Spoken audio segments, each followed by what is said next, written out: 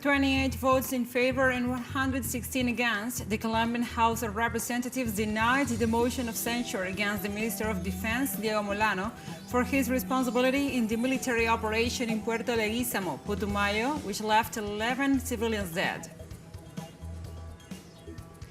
In Mexico, government authorities reaffirmed that they will not join the international sanctions imposed on Russia, while condemning the lack of negotiations to stop the war.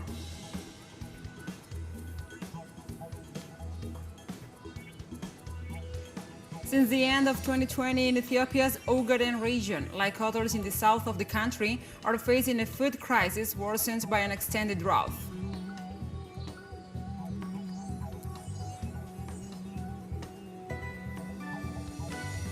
Hello, welcome to From the South. I'm your anchor, Gladys Quesada, from the teleSUR studios in Caracas, Venezuela. We begin with the news. Stay with us.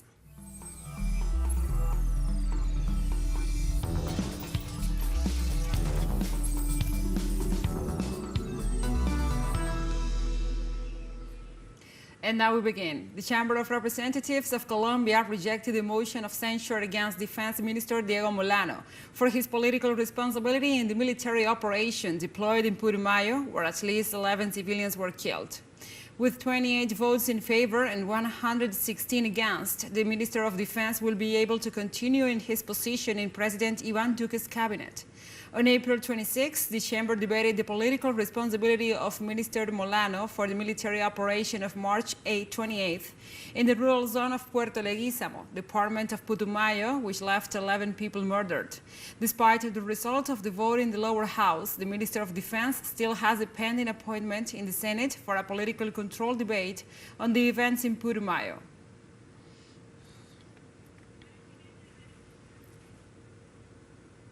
On Wednesday, in Venezuela, government agencies consolidate international solidarity by creating 18 friendship groups with friendly countries. In order to formalize and reinforce the bonds of friendship with friendly nations, the Venezuelan government created 18 groups which will be presided by deputies, sworn in by the National Assembly. The executive states that the elected parliament members will represent the country at international events and forums in the nations, to which they have assigned to. Likewise, Parliament President Jorge Rodriguez said in a statement that the entire country acknowledges the situation of peace, hope, and above all, the constructive work to strengthen ties with all the countries of the world, respecting their sovereignty, self-determination, and independence.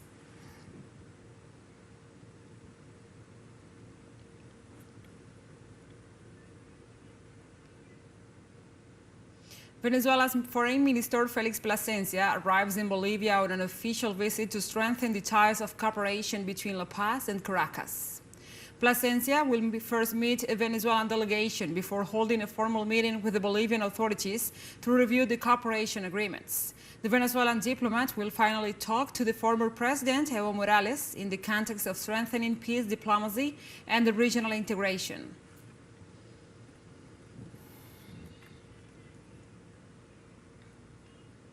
In Chile's plenary session of the Constitutional Convention continues the discussion about the justice system, the autonomous control bodies and constitutional reform, as well as about a special vote on the rights of indigenous peoples. The delegates only approved 2 complete norms and 2 paragraphs out of the 8 articles proposed on the central bank. The Assembly members of different territories and the Convention discussed about supporting by means of a vote the Article 21, which recognizes Mapuche lands and territories. The Mapuche delegates underlined that their peoples have never renounced their lands and territory and so will never do so as long as there are state policies that promote colonialism, exclusion, denial, and abuses.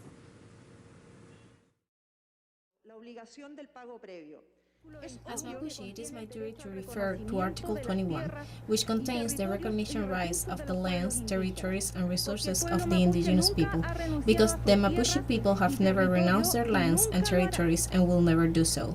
What Article 21 does is to refer to the treatment these rights receive in the international sphere and also in countries much more advanced than Chile in this matter. This norm contains the recognition of the special bond that the indigenous people have with the territory, which is not other than that material space in which we have developed ourselves as a culture and as peoples. And the representative of the Aymara people, Luis Jimenez, warned that denying the right of native peoples to their ancestral territories compromises their cultural existence. Therefore, when we defend Article 21, we are not basically betting on one more right. We are not betting on something to enrich ourselves. What is at stake is the Aymara people. The indigenous people are going to continue existing as peoples. To deny us the right to the territory is to compromise our cultural survival. This Wednesday, Nicaragua commemorates National Dignity Day, a date set to honor General Augusto César Sandino, who in 1927 thwarted a U.S. intervention. Speaking to the press, Vice President Rosario Murillo said this throughout this Wednesday, there will be civic events to pay homage to the Nicaraguan people, their struggles, and this dignity. Such events also pay tribute to General Augusto César Sandino, who on May 4, 1927, refused to lay down his weapons before intervening U.S. troops, and together with his army defended the national sovereignty. This date is regarded in Nicaragua as the day of the rescue of national dignity, as it was declared so by the unicameral parliament in 2019.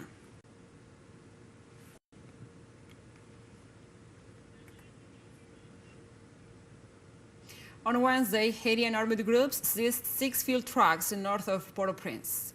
Local media reported that several of the vehicles in question belong to various oil companies of the Caribbean island. They also stated that the hijacking of the oil distribution trucks has taken place on several occasions due to the fuel crisis, which led to the shutdown of several gas stations in the capital and in neighboring countries, in cities. The incident occurred after a shipment of 87,000 barrels of gasoline and diesel to supply the local markets arrived in the country in recent days.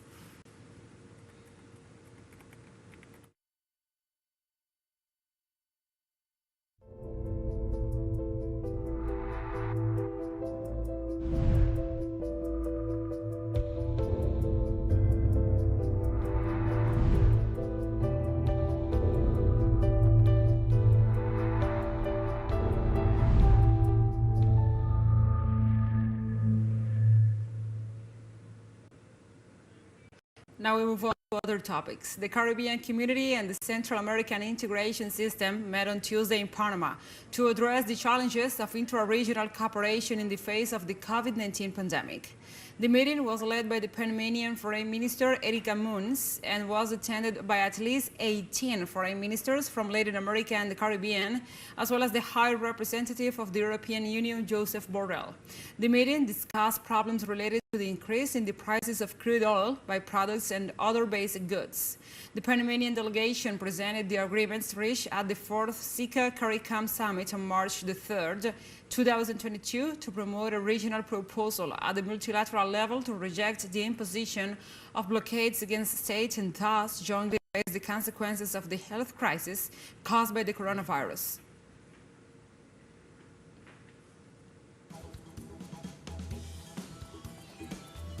We'll take a short break now. Join us again after this.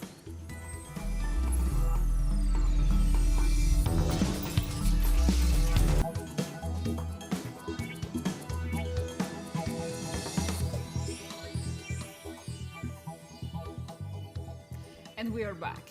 In Mexico, government authorities reaffirmed that they will not join the international sanctions imposed on Russia. Mexican President Andrés Manuel López Obrador stated that his country will not be part of the international sanctions package imposed on Russia for the conflict in Ukraine. During his morning press conference, López Obrador underlined that Mexico has defined respect for the self-determination of the peoples, nonviolence, and yes to dialogue and solve the differences. The head of state also pointed out that Mexico is not in favor of any invasion for whatever reason, but at the same time, Mexico tries to help dialogue and seek peace, because that is what politics was made for, as the nation's dignitary possessed to avoid wars.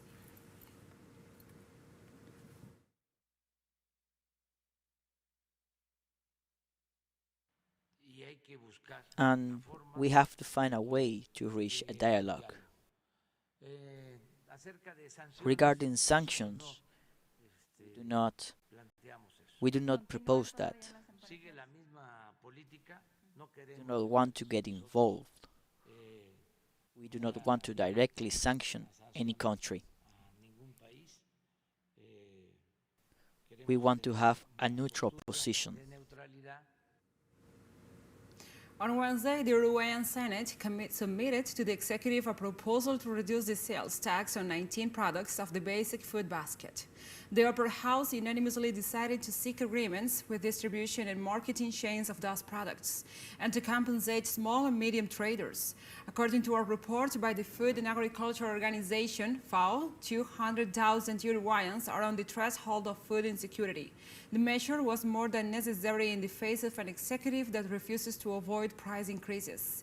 The Consumer Price Information System showed a year-on-year increase in the basic food basket for 5.6% and a current inflation of 9.8% above the partial recovery rate.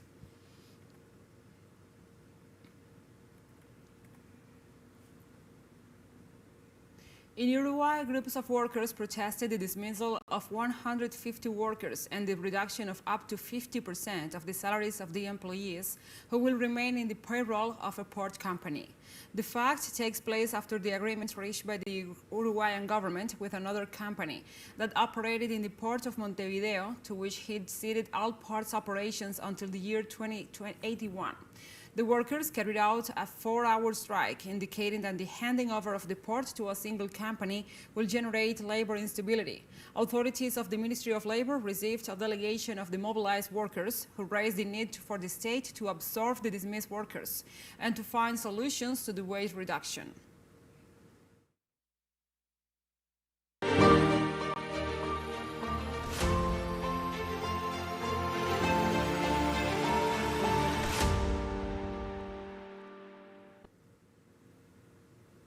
And now we move on to other topics. Russian government authorities on Wednesday analyzed the impact of the new sanctions imposed by the European Union. At a press conference, the Kremlin press secretary Dmitry Peskov said Western countries are trying to harm Russia in any way by imposing sanctions that will become a double-edged sword. The government official also stated these sanctions only serve to punish the citizens of the European continent with unnecessary measures that will harm their quality of life and sovereignty. Peskov noted that Moscow is currently estimating the possible scenarios and events that could unfold in the country as a result of the new sanctions imposed on Russia by the European Commission.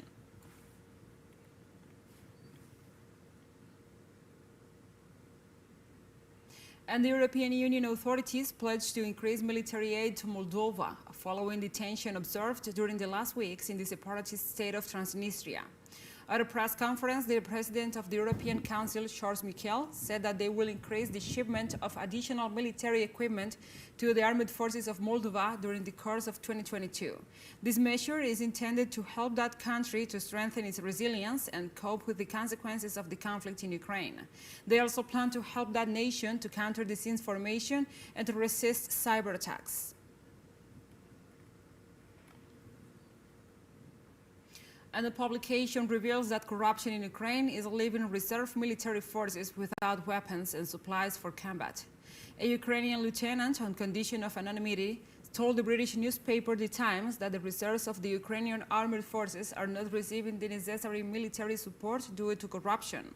He said reserve units are often neglected and that their support wall, out of the spotlight, makes them an easy target for fraud.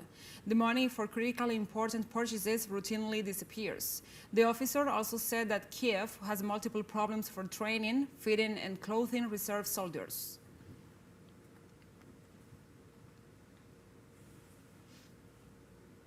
And now we go to the city of Rubezhoi, northwest of Luhansk in the Donbas, where a battle of control of the town has been raging for 2.5 months between Russian forces alongside Luhansk militias against Ukrainian forces. Our special envoy Alejandro Kirk was there. This is the part of Rubezhnoye liberated by Russians and Lugansk people's militias. But there is another part at the center of the city still controlled by Ukrainians.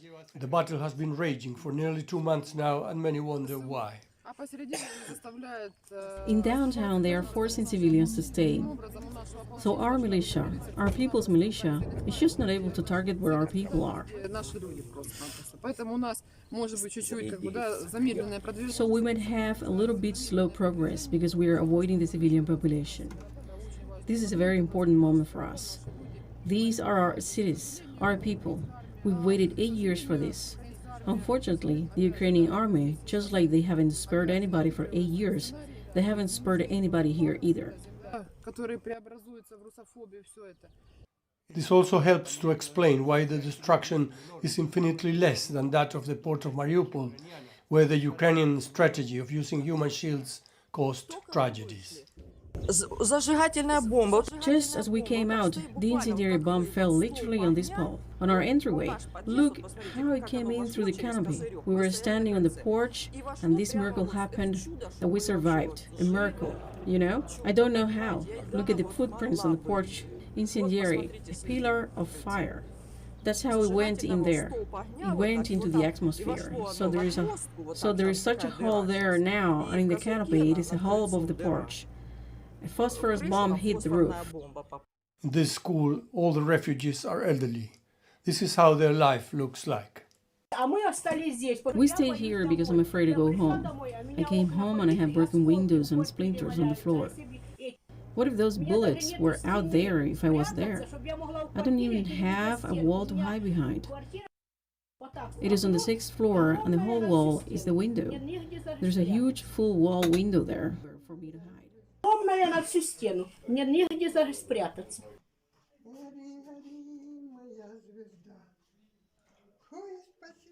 Alejandro Kirk, teleSUR Rubezhnoye, People's Republic of Lugansk. We thank our special envoy, Alejandro Kirk, who is there in the Donbas region in Ukraine, reporting for us. Now we continue to other topics. Armenian opposition parties on Wednesday resumed street protests in the capital Yerevan in a bid to oust Prime Minister Nikol Pashinyan over his handling of a territorial dispute with Azerbaijan. Thousands of opposition supporters have rallied daily since Sunday, briefly blocking streets in central Yerevan in a campaign to force Pashinyan to resign. Opposition leaders have accused the prime minister of plotting to cede to Azerbaijan all of the long-contested Nagorno-Karabakh region. On Wednesday, protesters parked cement mixers on bridges in Yerevan, briefly disrupting traffic in the capital, while small groups of opposition supporters attempted to block the city's main thoroughfares. Police detained dozens of people, and opposition leaders said that more than 200 people who were detained on Tuesday were released the same day.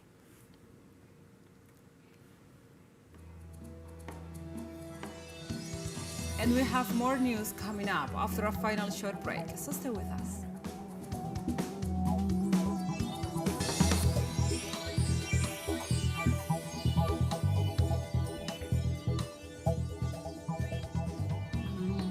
Welcome back to From the South. Since the end of 2020, in Ethiopia's Ogaden region, like others in the south of the country, has almost no rain. The situation is turning into a humanitarian catastrophe in a country that continues to grapple with the conflict in the northern Tigray region. In afflicted areas, people are living mainly from herding and subsistence farming. They are experiencing the fourth consecutive poor rainy season since the end of 2020, a situation exacerbated by a locust invasion that wiped out crops between 2019 and 2021. 6.5 million people are acutely food insecure. Dire conditions have amplified the conflict in Ukraine and the economic sanctions on Russia, which contributed to soaring food and fuel costs, disrupted global supply chains, and diverted aid money away from the region. We come across some of the mothers who, because of they are not fed, they are not getting any food, they are not producing enough food for children or enough breastfeeding for children. People I know, they don't have time, to care for after their children. You find a mother, staying with a sick child who cannot take her to the hospital or to the nearby health center because, the other needs are such overwhelming that, even she forgets the needs of her children. And the Global Network Against Food Crisis revealed in a recent report that at least 193 million people in 53 countries were actively food insecure in 2021. The study, carried out by the Food and Agriculture Organization of the United Nations, FAO, and the European Union, indicates that the number of people who will be food insecure in 2022 represents an increase of almost 40 million citizens compared to 2020. The research showed that the most affected countries are Ethiopia, southern Madagascar, southern Sudan, and Yemen. The text stated that the multiple conflicts, such as the one in Eastern Europe, increased the vulnerability of the world food system, while at least 570,000 civilians suffer catastrophes, hunger, and death, and some 39.2 million people face an emergency situation or worse in 36 countries.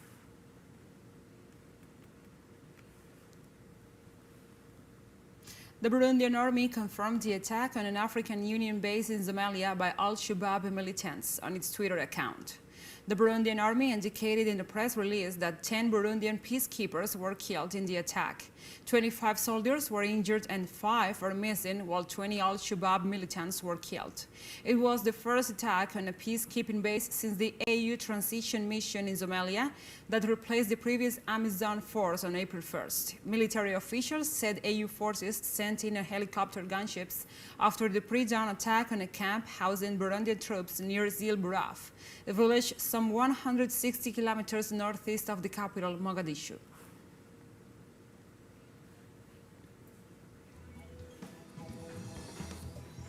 And like this, we have come to the end of this news brief. But remember, you can find this and many other stories on our website at telesurenglish.net. And also, if you feel so inclined, please join us on social media for all the latest news. We are on Facebook, Twitter, Instagram, and Telegram. For TeleSUR English, I'm your anchor, Gladys Quesada. Thank you for watching.